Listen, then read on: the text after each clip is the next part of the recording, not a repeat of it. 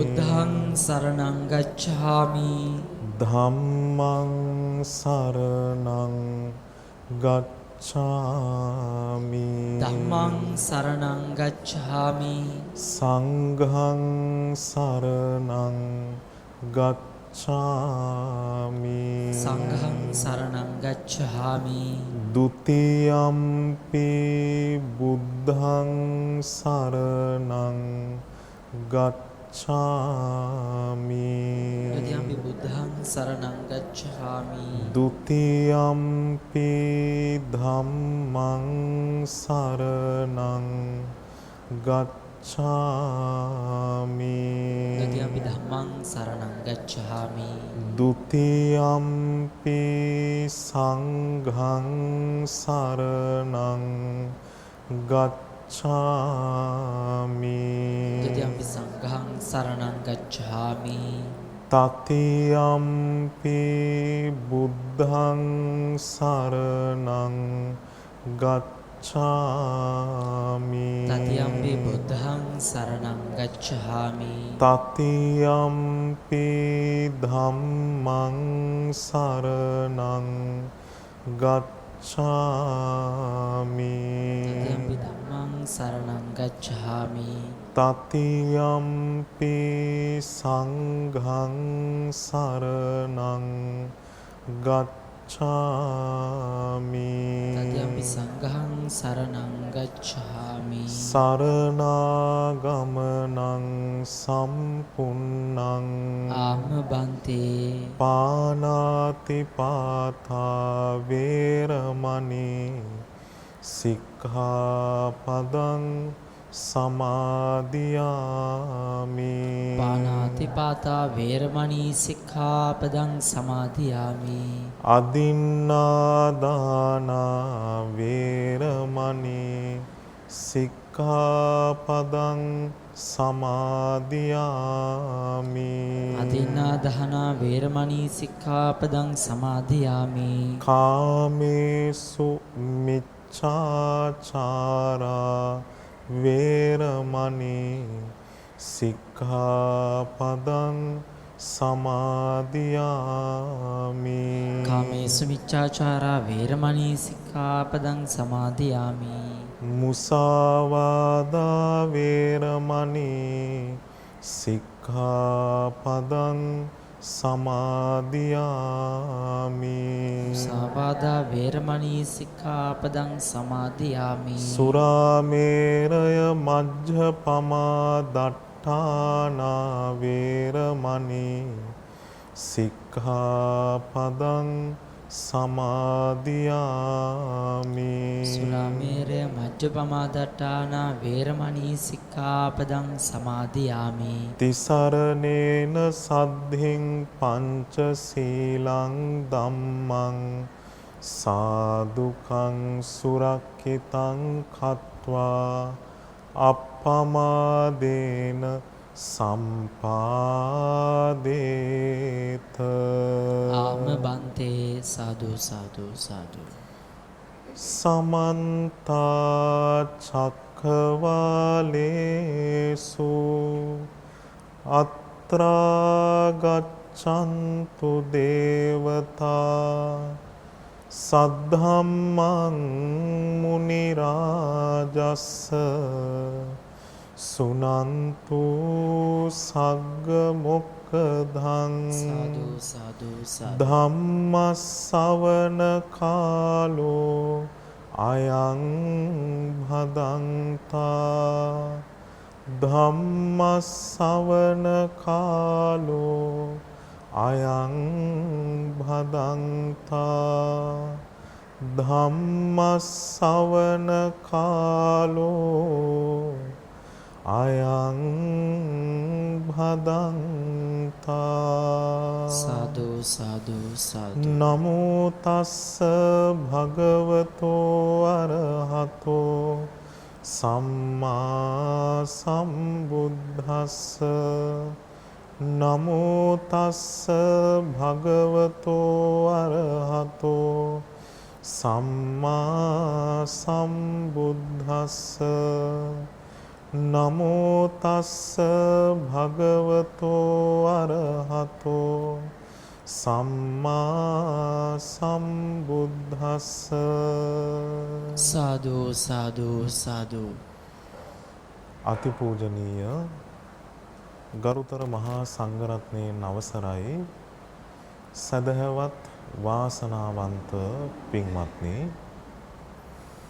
අද මේ හිමිදුරු උදෑසන බෞද්ධ රූපවාහිනිය තුලින් ඔබ සූදානම් වෙන්නේ සජීවීව ලෞතුරු ශ්‍රී සද්ධර්මය ශ්‍රවණය කරන්නයි. ජීවිත අවබෝධයේ පිණිස පවතින, සසර දුකින් එතර වීම පිණිස පවතින පිරිසුදු චතුරාර්ය සත්‍ය ධර්මය හිමිදිරි උදෑසනින්ම ශ්‍රවණය කරන්න ලැබීම ඔබේ ජීවිතයට කොයි තරම්නම් වාසනාවක්ද. ඒ නිසා මේ හිමිදිරි උදෑසන ඔබ අදිෂ්ඨාන කරගන්න ඕන, මේ දේශනා කරන ධර්මය හොඳට ශ්‍රවණය කරලා ඒ ධර්මයේ මතකයේ රඳවගෙන ඉන් අනුතුරුවේ දහම් කාරණා හොඳට නුවණින් විමසලා ප්‍රඥාවෙන් අවබෝධ කරගන්න. ඒ උතුම් වූ අදහස තුල පිහිටා ඔබ ධර්ම ශ්‍රවණය කරන්න, ඔබට මේ ධර්ම දේශනාවෙන් උතුම් ප්‍රයෝජනයක් ගන්න වාසනාව ලැබේවි. ඉතින් අද දවසේ මා ඔබට කියා දෙන්න බලාපොරොත්තු වෙන්නේ, අපි සියලු දෙනාම මේ සංසාර ගමනට බැඳ තබන කාරණා පිළිබඳවයි.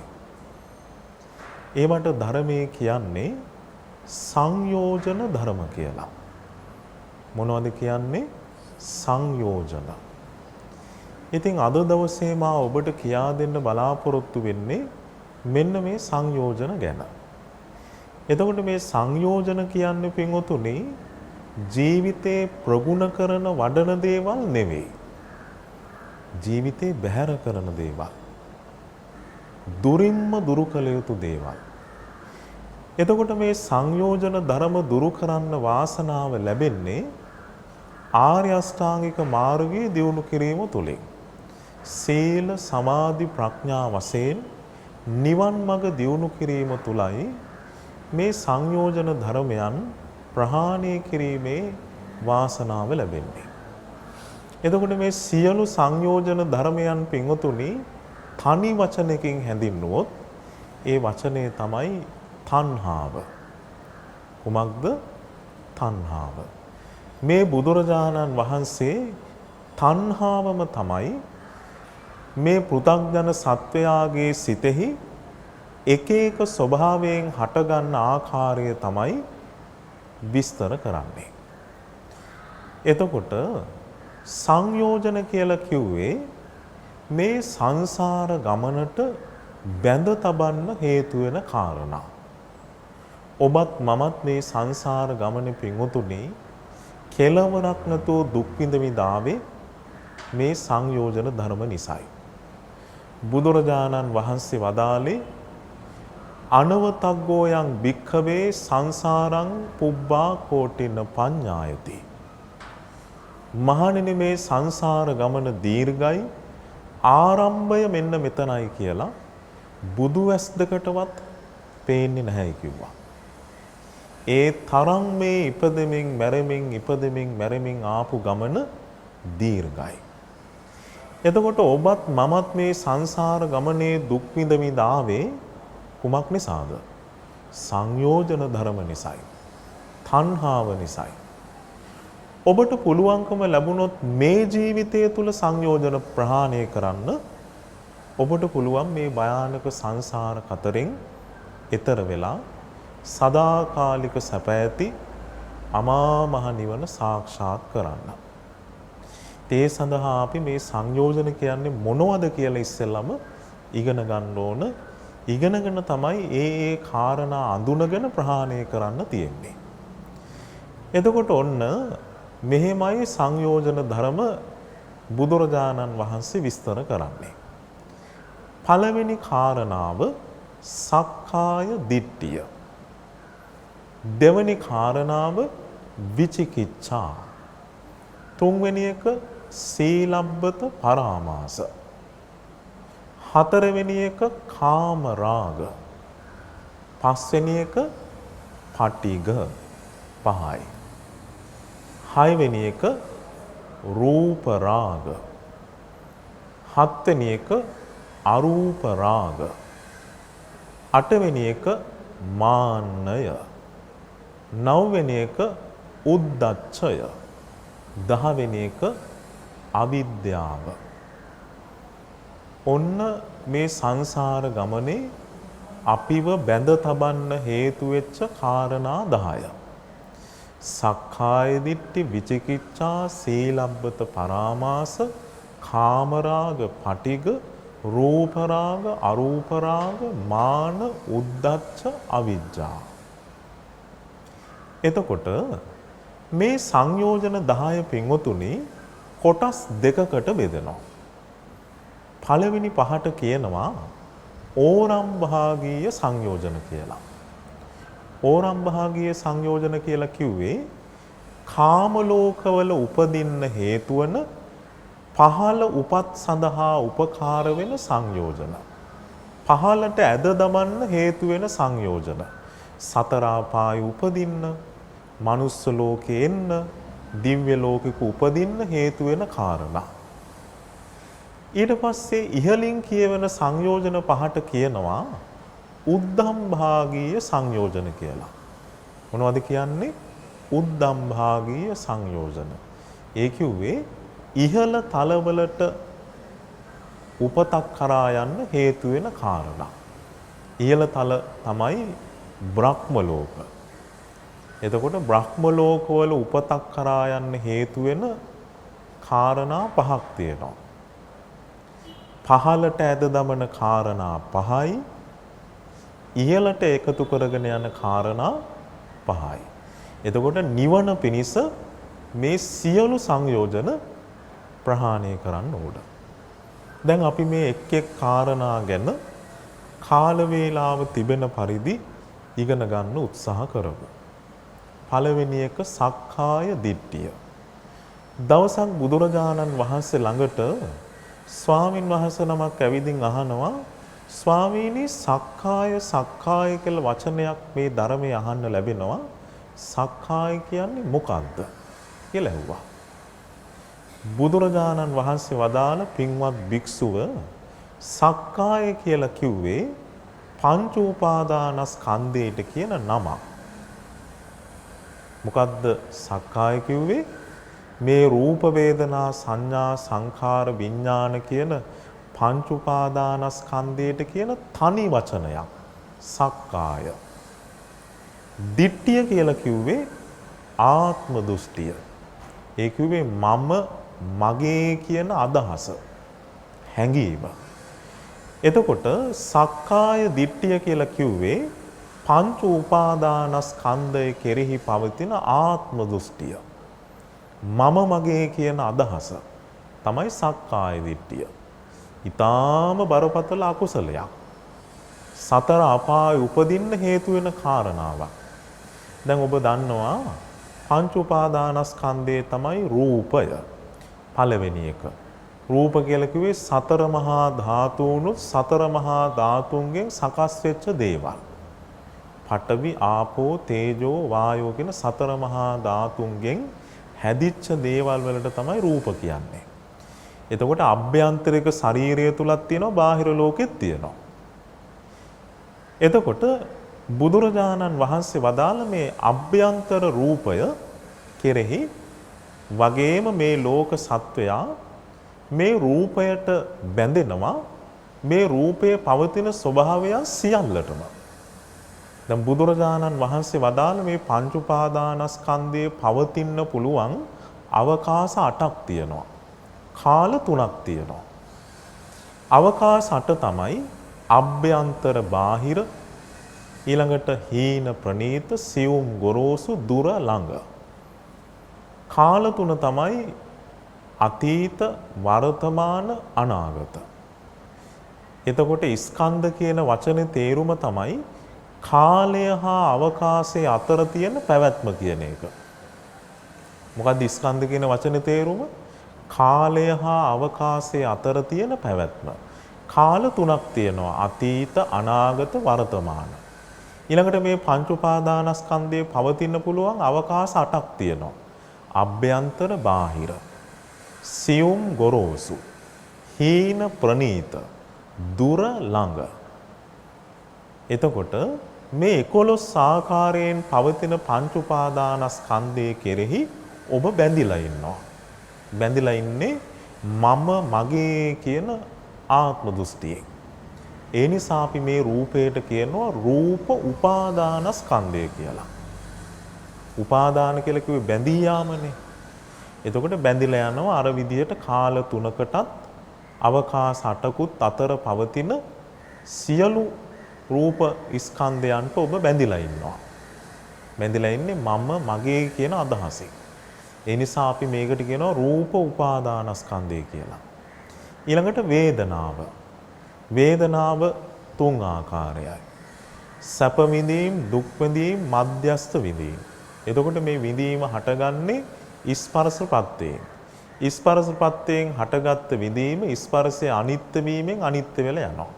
හැබැයි පෘථග්ජන සත්වයා ඒක දන්නේ. එයා විඳීමට මම මගේ කියන ආත්ම දෘෂ්ටියෙන් බැඳිලා ඉන්නවා. සංඥාව කියලා කිව්වේ අඳුනා ගැනීම. අඳුනා ගැනීම 6 ආකාරයි. ඇහෙන් රූප හඳුන ගන්නවා. ඒකට කියනවා රූප සංඥා කියලා. කනින් ශබ්ද හඳුන ගන්නවා ශබ්ද සංඥා. නාසයෙන් ගඳ සුවඳ, දිවෙන් රස, කයින් පහස, සිතින් අරමුණු හඳුන ගන්නවා. හඳුනා ගැනීමටත් ඔබ බැඳිලා ඉන්නවා. ඊළඟට සංඛාර කියලා කිව්වේ චේතනාව. ඔබ පිනානුව රැස් වෙන චේතනාවටත් බැඳිලා ඉන්නවා. පවානුව රැස් වෙන චේතනාවටත් බැඳිලා ඉන්නවා. භාවනාවට අනුව රැස් වෙන චේතනාවටත් ඔබ බැඳිලා ඉන්නවා. නිවන පිණිස පින්වතුනි මේ සියලු චේතනා කෙරෙහි පවතින තණ්හාව ප්‍රහාණය කරන්න ඕන. මොකද ඔබ අවිද්‍යාව තුල කල්පනා කිරීම තුල මේ සංසාර ගමනමයි හැදෙන්නේ. මොකද බුදුරජාණන් වහන්සේ ධර්මයේ විස්තර කරනවා මේ ලෝක සත්වයා පින් කරන්නේත් අවිද්‍යාවෙන් කියනවා. පව් කරන්නේත් අවිද්‍යාවෙන්. භාවනා කරන්නේත් අවිද්‍යාවෙන්. අවිද්‍යාව පරිපූර්ණ වශයෙන් නැති වෙන්නේ අරහත්ත්වයට පත් වීම තුල. ඒ කියන්නේ ඔබේ ජීවිතේ ඔබට පිනක් කළක් තියෙනවානේ මම කියලා හැඟීමක්. මට තමයි මේ පින රැස්ුනේ. මම මේ පින මුල් කරගෙන නිවන කරා යයි. මම මේ පින මුල් කරගෙන ඊළඟ ජීවිතයේ සුගතියක උපදී. එහෙනම් ඒ තුල තියෙන්නේ තාත්ම දෘෂ්ටියමයි. පවක් කළත් එහෙමයි. ඒ නිසා බුදුරජාණන් වහන්සේ වදාළ නිවන තුල පින්වතුනි අවිද්‍යාව නැහැ. ඒ කිව්වේ මම මගේ කියන අදහස නැහැ. ඒ කියන්නේ සෝවාන් කෙනාටත් අවිද්‍යාව තියෙනවා. ඒ සෝවාන් කෙනා කල්පනා කරනවා මම ඊළඟට සකදාගාමී වෙන්න ඕන. ඊළඟට මම අනාගාමී වෙන්න ඕන. ඔන අනාගාමී තත්ත්වයේ ඉඳලා අරහත්ත්වයට පත් වෙනකොට තමයි සම්පූර්ණයෙන්ම අස්මිමානේ ප්‍රහාණය වෙන්නේ. මව මගේ කියන ආත්ම දෘෂ්ටියෙන් නිදහස් වෙන්නේ. ඔන්න විද්‍යාව පහළ වෙනවා. චතුරාර්ය සත්‍ය පරිපූර්ණ වශයෙන් අවබෝධ වෙනවා. ඒ නිසා බුදුරජාණන් වහන්සේගේ අවබෝධයේ පින්වතුනි හරි පුදුමයි මේ ධර්මයේ තෝරද්දී. ඒ නිසා මම මගේ කියන ආත්ම දෘෂ්ටිය නැති එකම තැන පින්වතුනි අරහත්ත්වය පමණයි. එතන තමයි නිවන කියන දේ තියෙන්නේ. එතකොට ඔන්න මේ සංස්කාර කෙරෙහිත් ඔබ බැඳිලා ඉන්නවා. ඊළඟට විඥාණය දැන ගැනීම. දැනගන්නවා ඇහෙන් රූප දැනගන්නවා, කනින් ශබ්ද දැනගන්නවා, නාසයෙන් ගඳ සුවඳ, දිවෙන් රස, කයින් පහස, සිතින් අරමුණු දැනගන්නවා. එතකොට මේ පංච උපාදානස්කන්ධය කෙරෙහි පිංඋතුනි යම් කෙනෙක් තුල මම මගේ කියලා ආත්ම දෘෂ්ටියක් තියෙනවනේ. හැම කෙනෙක් තුල මේක තියෙනවා. ඒ ආත්ම දෘෂ්ටිය ප්‍රහාණය වෙන්නේ සෝවාන් වෙච්ච දවසට. මේ තුල පවතින්නේ හේතුඵල ධමකි. මෙතන මම මගේ කියලා කෙනෙක් නැත, පුද්ගලයෙක් නැත, පණවන්න කෙනෙක් නැත, අයිතිකාරයෙක් නැත. මෙතන තියෙන්නේ මම මගේ කියන කරුණෙන් ශූන්‍ය දෙයක් බව අවබෝධ කරන්නේ සෝවාන් වෙච්ච ශ්‍රාවකයයි. ඒ නිසා පින්වතුනි මේ සක්කාය දිට්ඨිය සංසාර ගමනේ අපිව සතර අපාය ඇදගෙන යන්න හේතු වෙන කාරණාවක්. බුදුරජාණන් වහන්සේ ධර්මයේ විස්තර කරනවා මහණෙනි හිස ගිනිගත් කෙනෙක් ඒ ගින්න නිවන්න යම් ආකාරයක වීරියක් ගන්නවද ඊටත් වඩා වීරියක් ගන්නකව සක්කාය දිට්ඨිය ප්‍රහාණය කරන්න. ආයුධයකින් පහර කාපු කෙනෙක් ඒ තුවාලය සනීප කරගන්න යම් ආකාරයක වීරියක් ගන්නවද ඊටත් වඩා වීරියක් ගන්නකව සක්කාය දිට්ඨිය ප්‍රහාණය කරන්න. දැන් අපි හිතමු ඔබ කොහේ හරි නෑගම් යනකොට ඔබට කවුරු හරි ආයුධයකින් ගහනවා. ඔබ ඒ උත්සවයට යනවද එහෙම නැත්නම් මගුල් ගෙදර යනවද නැත්නම් තුවාලේ හොඳ කරගන්න ඉස්පිරිතාල දුවනවද? අර ගමන සම්පූර්ණයෙන් නවත්තනවා නෙන්නේ. කොහෙද දුවන්නේ? ඉක්මනට දුවනවා කොහොම හරි තුවාලේ හොඳ කරගන්න. ඒ වගේ දැන් ඔය දුවන දිවිල්ල ටිකක් නවත්තලා ඔබ දුවන්න ඕනේ නිවනට. හිතේ තියෙන සක්කාය දිට්ඨිය ප්‍රහාණය කරන්න. ඔබ ඔය දුවන ගමන සංසාර ගමනේ කොච්චර දුවලා ඇද්ද? ගෙවල් දොරවල් හදන්න, රැකී ආරක්ෂා කරන්න, මිල මුදල් හම්බ කරන්න. ඒ දුවන එක නවත්තලා ඔබට හැබෑවටම ප්‍රඥාවක් තියෙනවා නම් ඔබ තුල අප්‍රමාදී බව දියුණු වුණොත් ඔබ මොකද කරන්නේ? ඉක්මනින් වීර්ය කරනවා සක්කාය දිට්ඨිය ප්‍රහාණය කරන්න. ඒ නිසා මේ සක්කාය දිට්ඨිය ප්‍රහාණය වීම තුල පින්වතුනි අපි සෝතාපන්න ඵලයටපත් වෙනවා. ඊළඟ සංයෝජනය තමයි විචිකිච්ඡා. විචිකිච්ඡා කියන්නේ කුසල් දහම් කෙරෙහි පවතින සැකය. බුදුරජාණන් වහන්සේ ගැන, ධර්මයේ ගැන, සංඝ රත්නය ගැන සැක උපදිනවා. සැක උපදින්න ප්‍රධානතම හේතුව ශ්‍රද්ධාව නොමැති වීම. ශ්‍රද්ධාව නොමැති කෙනා පින්වතුනි කල්පනා කරන්නේ අයෝනිසෝ මනසිකාරේ. අයෝනිසෝ මනසිකාරයේ තුල උපදින්නෙම සැක, ප්‍රශ්න, ගැටලු, වැරදි විතරමයි. ඒ නිසා සද්ධාාවක් ඇති කරගන්න ඕන නම් ඔබ කල්යාණ මිත්‍රව ඇසුරු කරන්න ඕන. කල්යාණ මිත්‍රයන්ගෙන් පිරිසුදු චතුරාර්ය සත්‍ය ඉගෙන ගන්න ඕන. ඊට පස්සේ ධර්මයේ තුලින් ඔබ කල්පනා කරන්න ඕන. ඒ තුල සද්ධාව ඇති වෙනවා. සද්ධාව උපදින කෙනාට කවදාවත් තිසරණේ ගැනවත් මේ උතුම් වූ නිවන් මඟ ගැනවත් සැකයක් උපදින්නේ නැහැ. ඒ නිසා මේ සැකය කියන එක පින්වතුනි මේ යුගයේ ජීවත් වෙන මිනිස්සුන්ට ධර්ම අවබෝධය නොලබන්න හේතු වෙන ප්‍රධානතම කාරණාව. මේ කාලේ මේ සුලභව මාර්ගඵලලාභී අය නැත්තේ ඇයි? මිනිස්සුන්ට හරි සැකනේ මේ ධර්මයේ ගැන. මිනිස්සු මේ ධර්මයටත් මේ අවිද්‍යාව තුලින් හොයාගන්න විද්‍යාව කියලා විතරක් නමට හඳුන්වන දෙයට ගලපලා බලන්න කියලා කොච්චරනම් මිනිස්සු පව් කරගන්නවද? මේ ධර්මයට වෙන වෙන දේවල් ගලපන්න ගිහිල්ලා. පින්වතුනි බුදුරජාණන් වහන්සේගේ ධර්මයට සමාන කරන්න මේ ලෝකෙ වෙන කිසිම දෙයක් නැහැ. නතේන ධම්මේන සමත්ති කිංචි ඉදම්පි ධම්මේ රතනං පනීතං. බුදුරජාණන් වහන්සේගේ ධර්මයට සමාන කරන්න පුළුවන් කිසිම දෙයක් මේ මුළු තුන් ලෝකෙම නැහැ කිව්වා. බාහිර ලෝකේ. හැබැයි බුදුරජාණන් වහන්සේගේ ධර්මයට සමාන කරන්න පුළුවන් එක දෙයක් තියෙනවා. ඒක තමයි අපි කරන්නෙම නැති දේ. මොකක්ද ඒ දේ? උන්වහන්සේගේ ධර්මයේ සමාන කරන්න පුළුවන් කාටද? තමන්ගේ ජීවිතේට. තමන්ගේ ජීවිතයට ධර්මයේ ගලපගත්ත දවසට අපිට පුළුවන් දුකින් නිදහස් වෙන්න. බුදුරජාණන් වහන්සේ මේ ධර්ම දේශනා තුල එකක් ගානේ විස්තර කරන්නේ මොනවද? අපේ ජීවිතය ගැනනේ. එහෙනම් බුදුරජාණන් වහන්සේගේ ධර්මයයි අපේ ජීවිතේ නම් ගලපන්න පුළුවන්. එහෙම නැතුව මේ ලෝකෙ වෙන කිසිම බාහිර දෙයකට ගලපන්න බෑ. ඒ නිසා ඔබේ ජීවිතයේ පින්වතුනි මේ සැකය කියන එක ලොකු බාධාවක්. මේ කාලේ ධර්මයේ දියුණු කරන්න. ඔබ නිහතමානී වෙන්න මෙන්න මේ නිහතමානී සිතුවිල්ල ඔබේ හදවතේ ඇති කරගන්න. අහං නජානාමි භගවා ජානාති. මං කිසි දෙයක් මං ගැන දන්නේ නැහැ.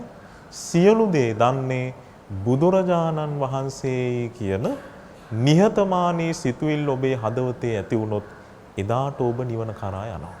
ඒක තමයි සද්ධාව. එතකොට ඔබේ ජීවිතය ඔබ සැකය බැහැර කරන්න ඕන. ඒක සංසාර ගමනට බැඳ තබන්න හේතු වෙන කාරණාවක්. ඊළඟ එක තමයි සීලබ්බත පරාමාස. නොයෙකුත් සීල ව්‍රත සමාදන් වීම. විමුක්තිය ලබන අදහසින් ඒ කෙනා වෙන වෙන වැරදි දේවල් සරණ යනවා. දැන් බුදුරජාණන් වහන්සේ කාලේ පින්වතුනි එහෙම ඒවා හරියට තිබ්බා. දැන් විමුක්තිය පිණිස පිරිසක් මොකද කොලේ ඇඳුම් ඇඳෙ නැතුව හිටියා. නිගණ්ඨනාථ පුත්‍ර ඇතුළු පිරිස නිර්වතින් හිටියා පිරිසුදු වෙන්න කියලා හිතලා. තව පිරිසක් දැන් ඔය ධර්මයේ සඳහන් වෙන නොයෙකුත් වෘත ගැන ගෞත සමාදන් වුණා. ගෞත කියලා කිව්වේ සමහරු ජීවත් වෙන්නේ හරක් වාගේ. ඇවිදින්නෙත් අත් දෙකත් එක්ක. කැරකිලා වාඩි වෙනවා කන්නෙත් හරක් වාගේ. ඊළඟට කුක්කුරවත බල්ලෝ වගේ ජීවත් වුණා. එළුවෝ වගේ ජීවත් වුණා. මේ විදිහට මිනිස්සු නිවන හෙව්වා. සමහරු තනි කකුලෙන් හිටගෙන හිටියා. සමහරු වතුර බහැලා පව් හේදුවා. නොයෙකුත් විදිහට මිත්‍යා දෘෂ්ටි සමාදන් වෙලා මිනිස්සු විමුක්තිය හෙව්වා. මේ සීල වෘතවලට මිනිස්සු බැඳිලා ගියා. ශරීරයට දුක් දීලා මිනිස්සු නිවන හෙව්වා. ඉතින් බුදුරජාණන් වහන්සේ අවසානයේ හොයාගත්තා සම්මා දිට්ඨිය තුල චතුරාර්ය සත්‍ය අවබෝධ කරන වැඩපිළිවෙල. සීල සමාධි ප්‍රඥා වශයෙන් දියුණු කරන වැඩපිළිවෙල. තිසරණයෙන් ආරම්භ කරලා සීල සමාධි ප්‍රඥා වශයෙන් සම්පූර්ණ කරන නිවන් මඟ උන්වහන්සේ සොයාගත්තා. ඒ නිසා මේ සීල ව්‍රත සමාදන් වන ස්වභාවය ප්‍රහාණය කළ යුතුයි. ඔබ මේ සංසාර ගමනට බැඳෙන්න හේතු වෙන එකක්. ඒ කියන්නේ හේතුඵල ධහම පිළිගන්නේ නැතුව ඔබ වෙන වෙන දේවල් සරණ ගිහින් ඉන්නවා නම් වෙන වෙන දේවල් අදහාගෙන ඉන්නවා නම් ඔබට කවදාවත් නිවන නැහැ. මොකද මේ ලෝකේ හේතුඵල ධහමක් ගැනයි බුදුරජාණන් වහන්සේ කතා කළේ. ඔබේ ජීවිතේ ඔබට ලෙඩක් දුකක් කරදරයක් පීඩාවක් වුණාම ඔබට මතක් වෙන්න ඕන බුදුරජාණන් වහන්සේ වදාළන මේ සියලු දේවල් හටගත් ඉපදීම නිසායි. උපදින්න හේතුව භවයයි. භවයට හේතුව උපාදානයයි. උපාදානයට හේතුව තණ්හාවයි කියලා ওই විදියට අවිද්‍යාව දක්වා වූ පටිච්ච සමුප්පාද වැඩපිළිවෙල තමයි ඔබට සිහි වෙන්න ඕන. දැන් ඔබට එහෙම ලෙඩක් දුකක් කරදරයක් පීඩාවක් වුණාම සිහි වෙනවද? ඔබට මතක් වෙන්නේ මගේ කේන්දරේවත් බලා ගන්න ඕන. අහවල් පූජාව තියන්න බැරුව ගියා. ඒකද දන්නේ මේ ලෙඩ උනේ. බලන්නකෝ ඔබ තුල නැහැනේ සම්මා දිට්ඨිය. ඔබට මතක් වෙනවද ලෙඩක් දුකක් කරදරයක් පීඩාවක් වුණාම මේ ඉපදීම නිසායි කියලා? ඒව මතක් වෙනවා නම් ඔබ තේරුම් ගන්න ඔබ තුල සම්මා දිට්ඨිය තියෙනවා. වෙන වෙන දේවල් මතක් වෙනවා නම් අනේ මේ ග්‍රහ ලෝකවල බලපෑමන් නිසාද දන්නේ. කො හේතුඵල ධම එතන නෑනේ. බුදුරජාණන් වහන්සේ වදාළ අනුශාසනාව එතන නෑනේ. එහෙනම් ඔබේ ජීවිතයේ ඔබ සීලබ්බත පරාමාස ප්‍රහාණය කරන්න ඕන. ඊළඟට කාම රාග.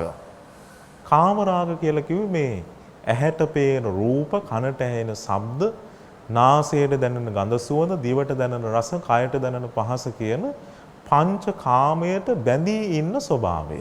කාම රාග. රාගය. ආසාව. එතකොට ඔබේ හිතේ මේ රූප, ශබ්ද, ගන්ධ, රස, පහස කියන පංච කාමයට හිත බැඳිලා තියෙනවා.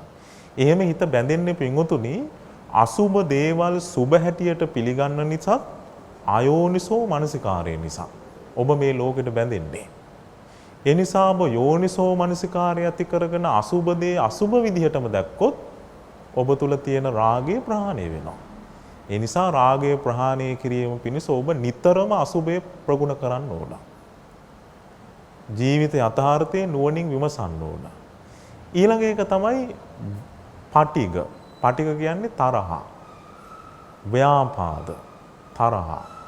පටිගය දැන් බුදුරජාණන් වහන්සේ ව්‍යාපාදයේ හටගන්න ආකාරයේ ධර්මයේ විස්තර කරන්නේ පටිග නිමිත්තත් අයෝනිසෝ මනසිකාරයත් නිසයි ව්‍යාපාදයේ හටගන්නේ. පටිග නිමිත්ත කියලා කිව්වේ තරහ සහගත සිතුවිල්ල. හිතට තරහ සහගත සිතුවිල්ලක් ආවට පස්සේ වැරදි විදියට හිතන්න තරහ වැඩි වෙනවා. දැන් ඔබට කවුරු හරි බැන්නට පස්සේ අහවල් කෙනාට මෙහෙමත් බැන්නනේ. මේ වචනේත් කිව්වනේ. අහවල් කෙනාටත් බැන්නනේ. එහෙම හිතන්න අයෝනිසෝ මනසිකාරයේ යෙදෙන්න මොකද වෙන්නේ? ඔබ තුල තරහ වැඩි වෙනවා. ඊට පස්සේ තරහ වෛරයක් වෙනවා. ඊට පස්සේ වෛරය මුල් කරගෙන පලි ගන්න හිතෙනවා. පලි ගැනීමේ අවසානයේ සමහරවිට මරන්නත් හිතෙනවා. මෙච්චර දුර යන්නේ ඇයි? අයෝනිසෝ මනසිකාරය නිසායි. එහෙනම් ඔබේ ජීවිතය ඔබ තරහ බැහැර කරන්න මේ ඔබ ගැටෙන්නේ පින්වතුනි කාමයට එක්කම තමයි. ඔබ ඇලෙන්නෙත් කාමයට, ගැටෙන්නෙත් කාමයට. ඔබ ගැටෙන්නෙත් රූප එක්ක. ශබ්ද, ගන්ධ, සුවඳ, රස, පහස කියන පංචකාමයට එක්කම තමයි ඔබ ගැටෙන්නේ. ඒ නිසා ඔබ මේ ඇලෙන ගැටෙන ස්වභාවයන් දෙකම ප්‍රහාණය කරන්න මහන්සි ගන්න ඕන. ඉතින් තරහ බැහැර කිරීම පිණිස ඔබේ හිතට නිතර මෛත්‍රිය පුරුදු කරන්න ඕන. මුදිතාව, උපේක්ෂාව, කරුණාව පුරුදු කරන්න ඕන. ඒ තුල තමයි ඔබ නිවන කරා යන්නේ. ඊළඟට දැන් ඔන්න පල්ලෙහාට ඇද දාන සංයෝජන පහ අපි ඉගෙන ගත්තා. එතකොට මෙහෙමම අපි ඉගෙන ගමු. පින්වතුනි යම් දවසක ඔබ සෝවාන් ඵලයටපත් වුණොත් ඒ මොහොතේම ඔබේ හිතෙන් ප්‍රහාණය වෙනවා මුලින් කියවෙච්ච සංයෝජන තුන. සක්කාය දිට්ඨියයි විචිකිච්ඡාවයි සීලබ්බත පරාමාස කියන සංයෝජන තුන සම්පූර්ණයෙන්ම ප්‍රහාණය වෙනවා සෝවාන් වෙච්ච දවසට. දැන් සෝතාපන්න සෝත කියලා පාලියෙන් සාමාන්‍යයෙන් කියන්නේ කනටනේ. හැබැයි මෙතන සෝත කියන්නේ කනට නෙවෙයි. මෙතන සෝත කියලා කියන්නේ ආර්ය අෂ්ටාංග මාර්ගයට කියන නමක්. හොඳට මතක තියාගන්න. මෙතන සෝත කියන්නේ මොකද්ද? ආර්ය අෂ්ටාංග මාර්ගයට කියන නමක්. සෝතාපන්න ආර්ය අෂ්ටාංග මාර්ගයට පැමිණිච්ච කෙනා. පැමිණීම තුළ සම්මා දිට්ඨිය තුළ ස්ථාවර වෙනවා. සම්මා දිට්ඨිය තුළ ස්ථාවර වීමත් එක්ක යා පංච උපාදානස්කන්ධය අවබෝධ කරනවා, හේතුඵල ධම අවබෝධ කරනවා. මේ ජීවිතය තුළ මම මගේ කියලා කෙනෙක් නැත. මේ තුල පවතින්නේ මම මගේ කියන කරුණෙන් ශූන්‍ය වෙච්ච ස්වභාවයක් බව අවබෝධ කරගෙන එයා සක්කාය දිට්ඨිය ප්‍රහාණය කරනවා. සක්කාය දිට්ඨිය ප්‍රහාණය වෙච්ච සනේම් පින්වතුනි ඒත් එක්කම නැති වෙන අනිත් සංයෝජන දෙකත් කුසල් දහම් කෙරෙහි පවතින සැකේ දුරු වෙනවා. ඇයි ආ ප්‍රායෝගිකව ධර්මයේ අත්දකින්නවනේ. සැක කරන්න දෙයක් නැහැ. ඊළඟට සීලබ්බත පරාමාස ප්‍රහාණය වෙනවා. විමුක්තිය පිණිස වෙන වෙන දේවල් සරණ යන්න දෙයක් නැහැ. මේකම තමයි තවදුරටත් දියුණු කරගෙන යන්න ඕන කියන ඥානය යාට පහළ වෙනවා. එතකොට ඔන්න සෝවාන් වෙනවා. ඊළඟට කාමරාග පටිග දෙක. දැන් පංච උපාදානස්කන්ධයේ තවදුරටත් විදර්ශනා වඩාගෙන යද්දී මේවා අනිත්‍යයි, දුකයි, අනාත්මයි කියලා ওই විදිහට පංච උපාදානස්කන්ධය ගැන යථා ස්වභාවයේ විමසගෙන යද්දී මේ පංච කාමයේ කෙරෙහි පවතින ඇල්ම සහ ගැටීම යම් මට්ටමකට තුනී වෙලා යනවා. සම්පූර්ණයෙන් ප්‍රහාණය වෙන්නේ නැහැ. තුනී වෙනවා. ඒ කියන්නේ ප්‍රබලව හිතේ නැහැ. හැබැයි සැඟවිලා තියෙනවා. යම් මට්ටමකට තුනී වෙලා තියෙන්නේ. ඒ ශ්‍රාවකයාට කියනවා සකදාගාමි කියලා. සකදාගාමි කියන වචනේ හැදෙන්නේ සකින් ආගාමි. සකින් කියන්නේ එකපාරක්. ආගාමි කියන්නේ පැමිණෙන. එකපාරක් කාම ලෝකේ උපදින්න කර්ම ඉතුරු වෙච්ච කෙනා. කවුද? සකදාගාමි ශ්‍රාවකයා. එයා දිව්‍ය ලෝකේ හරි මනුස්ස ලෝකේ හරි උපදින්නේ එක වතාවයි. ඉපදිලා එයා අප්‍රමාදීව ධර්මයේ දියුණු කරලා සංසාරෙන් නිදහස් වෙනවා. ඊළඟට කාමරාග පටිග සම්පූර්ණයෙන් ප්‍රහාණය කරපු ශ්‍රාවකයාට කියනවා ඒ කියන්නේ රාගයයි ద్వේෂයයි සම්පූර්ණයෙන් ප්‍රහාණය කරපු කෙනා. එයාට කියනවා අනාගාමී ශ්‍රාවකයා කියලා. අනාගාමී කියන්නේ න ආගාමි. ආපහු එන්නේ නැහැ. කොයිද එන්නේ නැත්තේ? කාම ලෝකෙට එන්නේ නැහැ. අනාගාමී උදවිය උපදින්නේ බ්‍රහ්ම ලෝකවල. අනාගාමී අය විතරක් උපදින බ්‍රහ්ම ලෝක තියෙනවා පින්වතුනි 5ක්. අවිහ, අතප්ප, සුදස්ස, සුදස්සි, අකනිට්ට. ඒ බ්‍රහ්ම ලෝක 5 උපදින්නේ අනාගාමී අය විතරයි.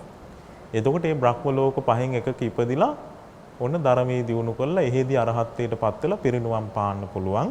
ඊට පස්සේ ඔබට ආයිමත් සිහිපත් කරන්න ඕනේ. දැන් ඔබ දන්නවනේ ඒක සෝතාපන්න ඵලයටපත් වෙනකොට අපි සතර අපායෙන් සම්පූර්ණ නිදහස් වෙනවා.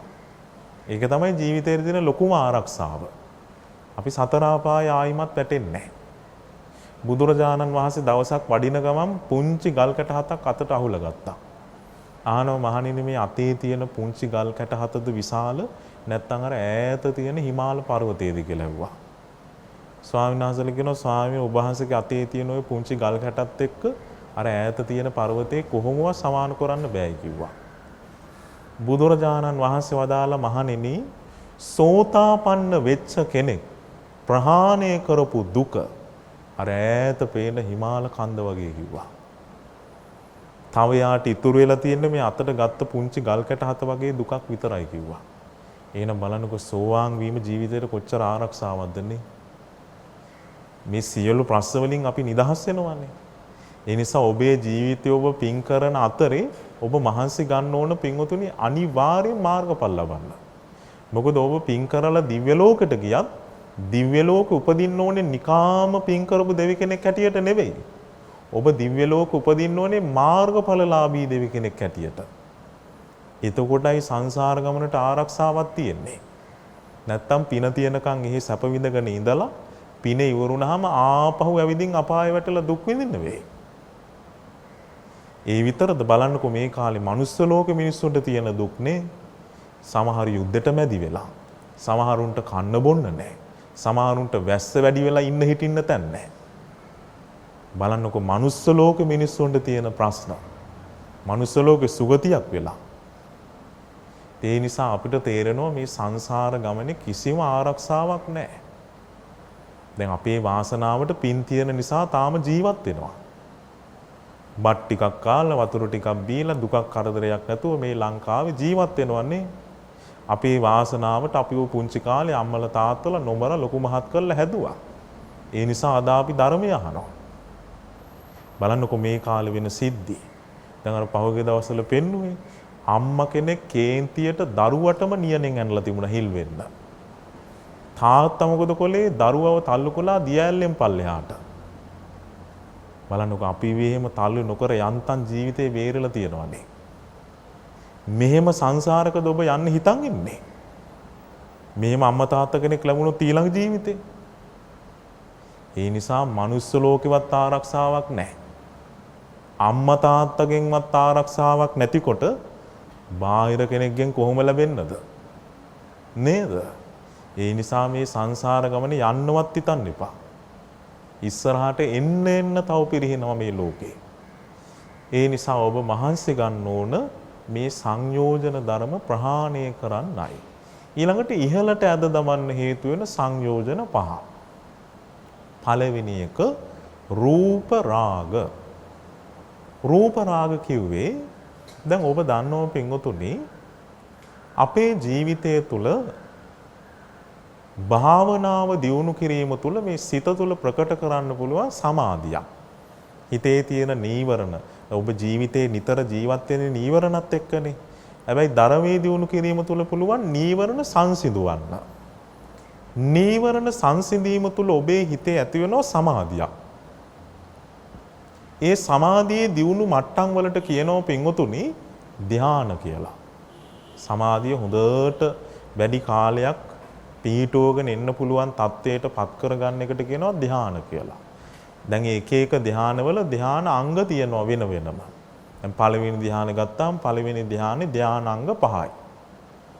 විතක්ක, විචාර, පීති, සුඛ, ඒකාග්‍රතා කියන මේ ධ්‍යානාංග 5 ප්‍රකටව පිහිටනවා පළවෙනි ධ්‍යානේ.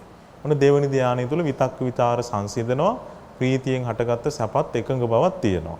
ওই විදිහට ධ්‍යාන 4 ධර්මයේ විස්තර කරනවා.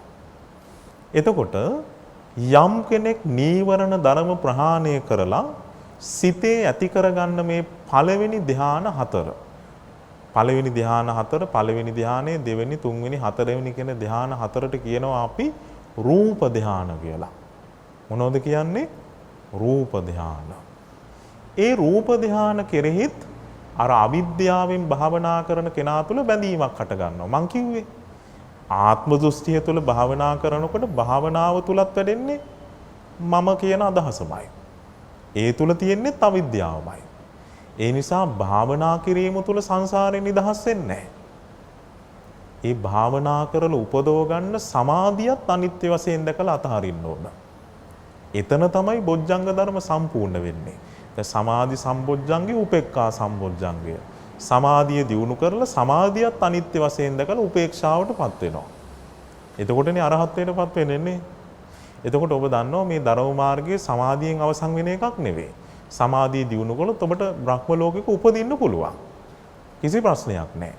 ඔබ භාවනා කරලා පළවෙනි ධ්‍යානෙ උපදව ගත්තොත් පින්වතුනි හොඳට ඒ ධ්‍යානෙ ප්‍රකට කළොත් ඊළඟ ජීවිතේ බ්‍රහ්ම ලෝක උපදිනවා ආයුෂ තියෙනවා කල්පයක්. බලන්නකොනේ කල්පයක් ආයුෂ. දෙවෙනි ධ්‍යානයේ ප්‍රකටව දියුණු කළ ඔබ මැරුණොත් බ්‍රහ්ම ලෝක උපදිනවා ආයුෂ තියෙනවා කල්ප දෙකක්. තුන්වෙනි ධ්‍යානයේ දියුණු කළොත් කල්ප 4ක් හම්බ වෙනවා. හතරවෙනි ධ්‍යානයේ ප්‍රකට කළොත් කල්ප 500ක් හම්බ වෙනවා ආයුෂ. කල්ප 500ක්. හැබැයි ඉතින් චතුරාර්ය සත්‍ය අවබෝධ කරලා නැත්නම් ඒ කල්ප 500 වරුණාම ආපහු තිරිසන් ලෝකෙ වැටෙනවා. පෙරේත ලෝකෙට වැටෙනවා. අපායට වැටෙනවා. එහෙම ස්වභාවයක් තමයි තියෙන්නේ. ඒ නිසා සමාධිය දියුණු කිරීම තුළින් පමණක් ධ්‍යාන උපදවා ගැනීම තුළින් පමණක් ජීවිතයට ආරක්ෂාවක් ලැබෙන්නේ නැහැ. උන්වහන්සේ වදාළේ සමාධිය තුල පිහිටලා විදර්ශනාව දියුණු කරලා ප්‍රඥාව සම්පූර්ණ කරන්න ඕන. එතනයි මේ බුද්ධ ශාසනයේ අරටුව තියෙන්නේ. බුදුරජාණන් වහන්සේ වදාළේ සමාධිය හරියට ගහක එළය වගේ.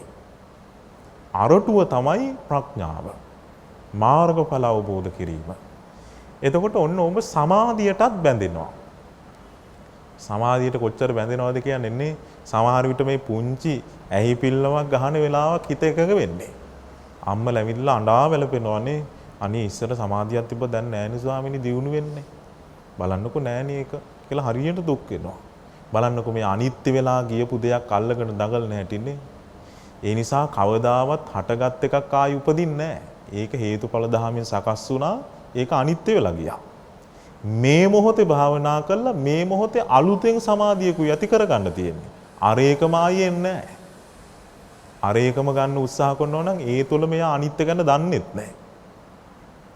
මේ සියලු දේ අනිත්‍ය වෙලා යනවා කියලා එයාට අවබෝධයක්වත් නැහැ. සමාධිය ගැන දුක් වෙනවා නම්. ඒ නිසා අපි මහන්සි ගන්න ඕනේ මේ මොහොත තුල භාවනා කරලා මේ මොහොතේ නීවරණ යටපත් කරලා මේ මොහොතේ සමාධියක් උපදව ගන්න.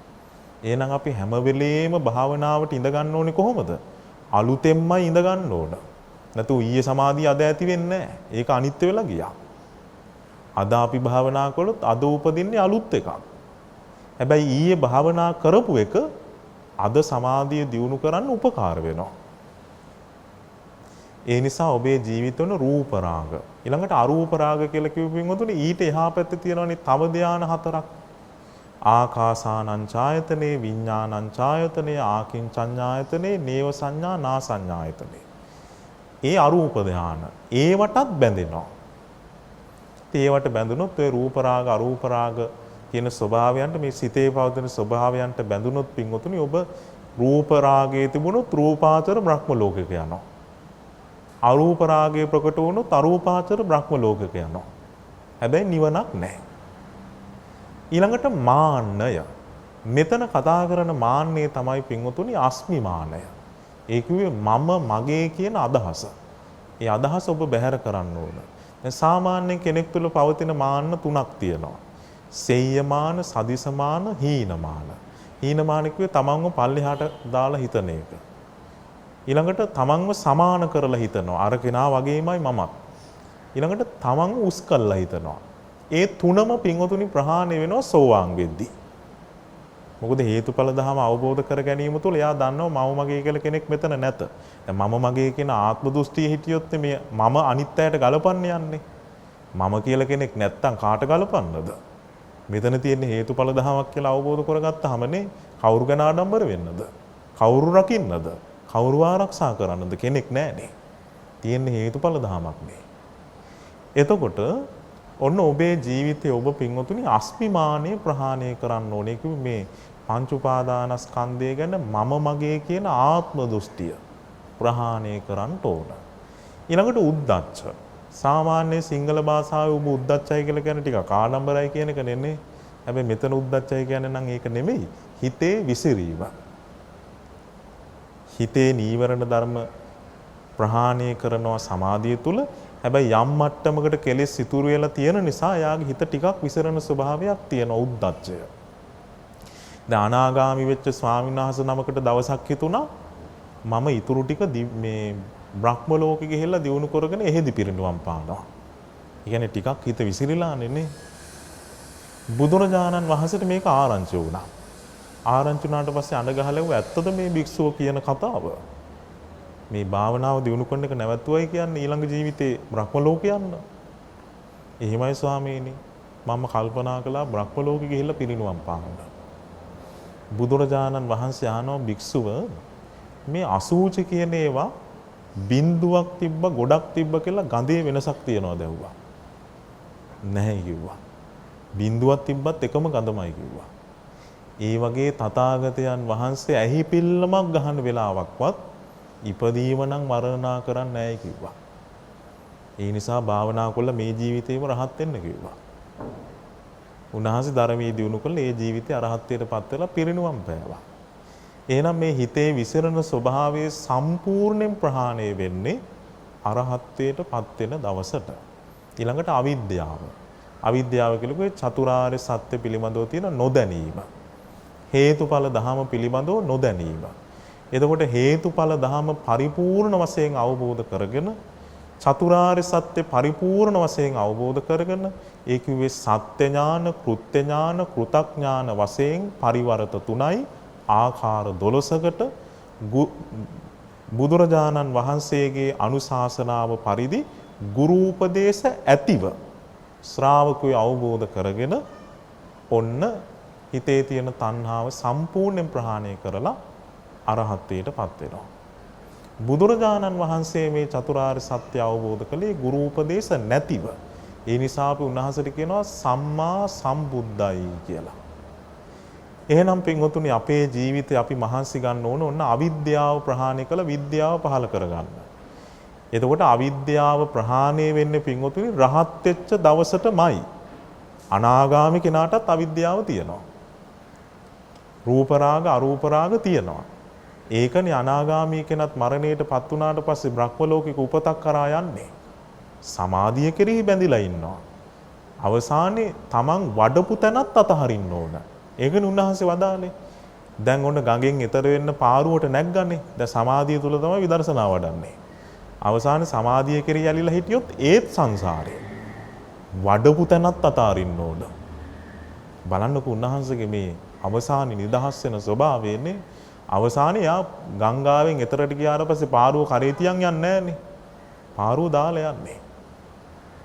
ඒ වගේ සමාධියත් එයා අතහරිනවා.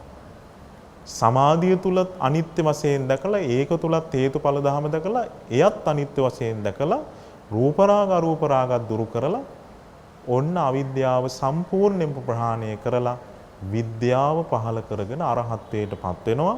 ඒ පස්සේ ඉගෙනගත්ත රූප රාග අරූප රාග මාන උද්දච්ච අවිජ්ජා කියන සංයෝජන පහම එකට ගැලවෙන්නේ.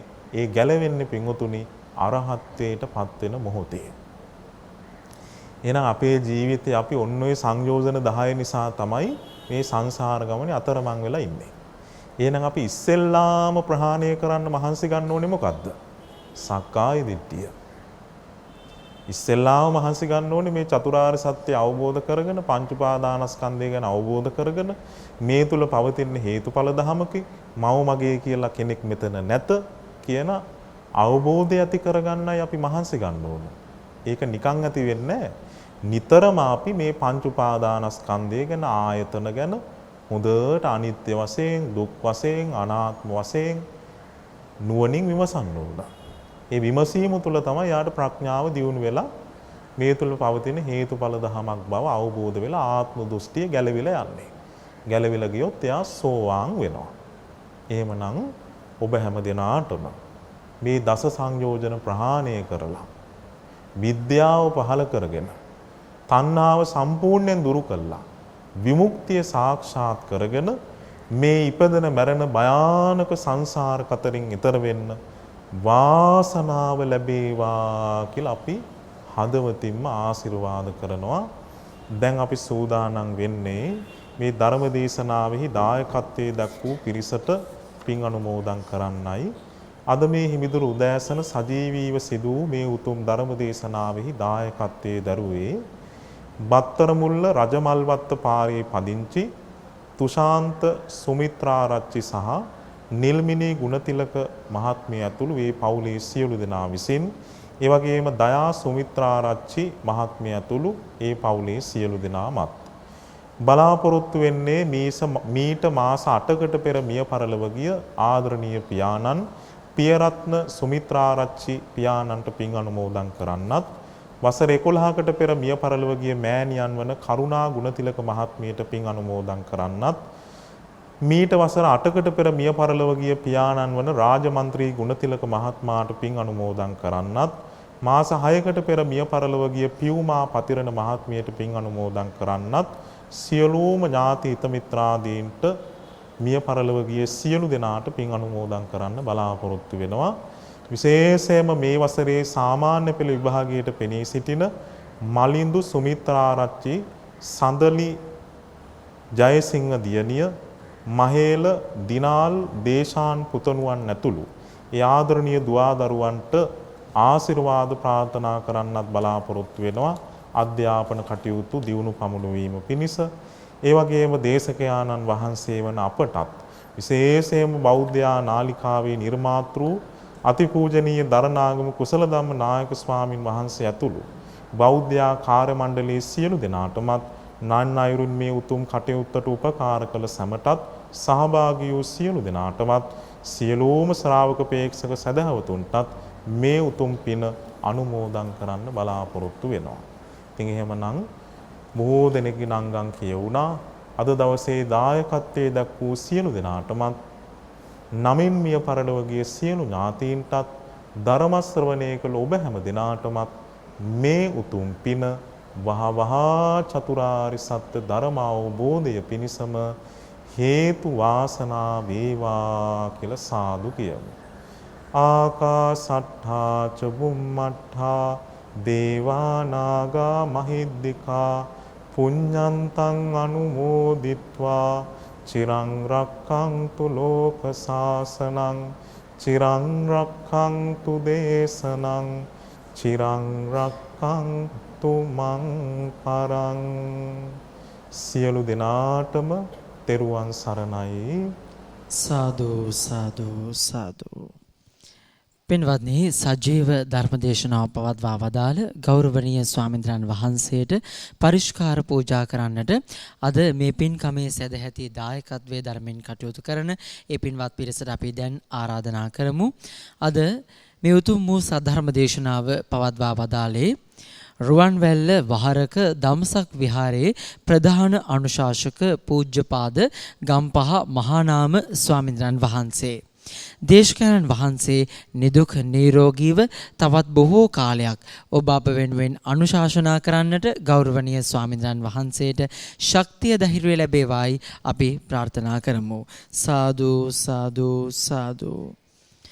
අද විවේකී සෙනසුරාදා දවසේ මේ සජීව ධර්ම දේශනාවේ සදැහැති දායකත්වයේ ධර්මෙන් කටයුතු කළා බත්තරමුල්ල රජමල්වත්ත පාරේ පදිංචි තුෂාන්ත සුමිත්‍රාරච්චි මහතා, නිල්මිනී ගුණතිලක මහත්මිය ඇතුළු ඒ පවුලේ පිරිස, දයා සුමිත්‍රාරච්චි මහත්මිය ඇතුළු ඒ පවුලේ පින්වත් පිරිස අද ධර්මදේශනාවේ දායකත්වයේ දරමින් කටයුතු කළා. දැන් ඒ පින්වත් පිරිස ගෞරවනීය ස්වාමින්ද්‍රයන් වහන්සේට පරිස්කාර පූජා කරන මොහොත.